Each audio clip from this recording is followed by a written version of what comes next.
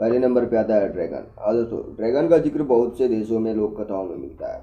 विशेषकर चीन में लोक कथाओं के अनुसार ड्रैगन बहुत बड़ा सांप और छिपकली जैसा दिखने वाला जीव है, जिसके पंख, सींग और 4 पैर होते हैं और मुंह से आग छोड़ता है।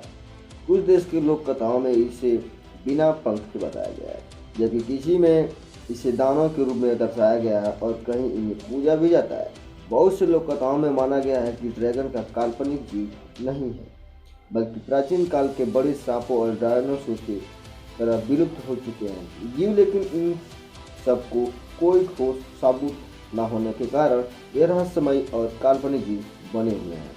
फिर हम बात करते हैं दूसरे नंबर पर यूनिकॉर्न। यूनिकॉर्न एक ऐसा काल्पनिक जीव है जो घोड़े या बकरे की तरह दिखता है।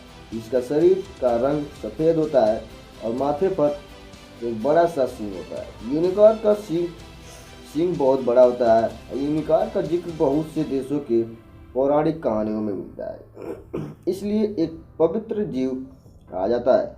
माना जाता है कि पुराने समय में यह घने जंगलों में कुंवारे लड़के या लड़कियों को दिखाई देते थे। कहा जाता है कि इसे सिंह के स्पर्श किसी भी प्रकार की बीमारी ठीक हो जाती है और पानी में मौजूद विष भी गायब हो जाता है। इसी वजह से पुराने समय में लोग गैंडे के सिंह को यूनिकॉर्न का सिंह बताकर बेचते थे। आज के समय में भी यह काल्पनिक जीव है, लेकिन स्कॉटलैंड जैसे देश में यूनिकॉर्न को राष्ट्रीय पशु बनाया गया है और मिक्सिंग में यूनिकॉर्न का शिकार करने के लिए लाइसेंस दिया जाता है।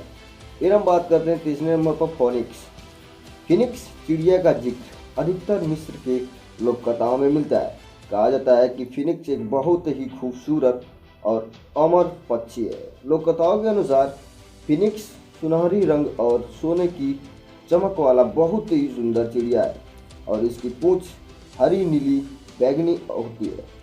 एक फिनिक्स की उम्र बहुत सी लंबी होती है, जो कि 500 सालों में से भी अधिक होती है। जब फिनिक्स के मरने का समय आता है तो वह कुछ खुशखबरी टहनियों का घोंसला बनाती है और इसमें घोंसले और खुद को आग लगा देती है। इसके बाद इसके राख से ही नए फिनिक्स का जन्म होता है, जिसकी उम्र भी पुराने फिनिक्स की जितनी ही होती है और मरते समय यही करती है, इसलिए इन्हें अमर चिड़िया बनाया गया है। फिर हम बात करते हैं चौथे नंबर पे वैम्पियर। वैम्पियर को इंसान का खून चूसने वाला जीव माना जाता है। किसी एक देश में ही नहीं बल्कि बहुत से देशों में वैम्पियर के अस्तित्व पर विश्वास किया जाता है और वैम्पियर से जुड़ी कहानियां भी मिलती हैं। अधिकतर देशों में वैम्पियर को लेकर यही माना जाता है, ये रात के समय अपनी कब्र से बाहर आते हैं और लोगों का खून चूसते हैं। वैम्पियर का जन्म माना जाता है कि यह कोई इंसान आत्महत्या करता है या किसी की लाश को कोई बिल्ली लांघ लेती है तो मौत के बाद वैम्पियर बन जाता है। जिसकी कोई कहते हैं यदि किसी इंसान को वैम्पियर काट ले या कोई बच्चा दांतों के साथ पैदा होता है तो वह वैम्पियर बन जाता है। हालांकि अलग अलग देशों में वैम्पियर के जन्म को लेकर भी अलग अलग धारणाएं हैं।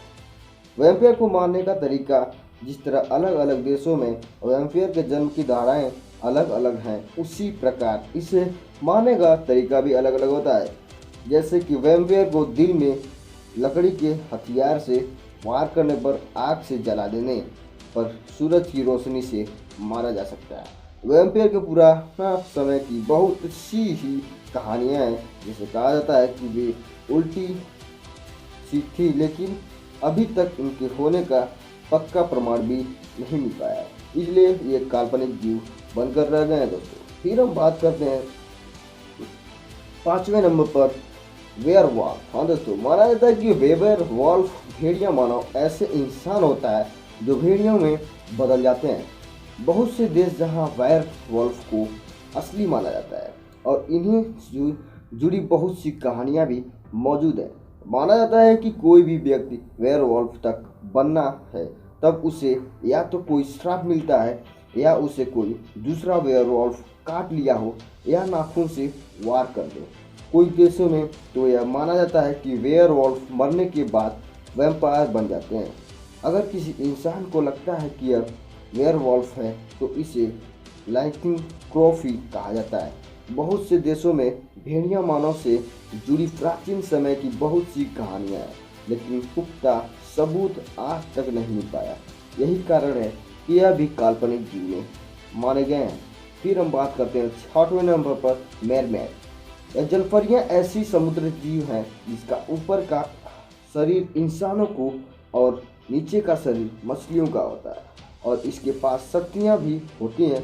बहुत से देशों के पौराणिक कथाओं में जलपरियों का जिक्र माना जाता है। कहा जाता है कि जलपरियों को गाना बहुत पसंद है, इसलिए से ये भी समुद्र गाते हैं हुए दिखाई देते हैं। जलपरियों की उम्र बहुत लंबी होती है, लेकिन इंसानों की तरह इनमें आत्मा नहीं होती।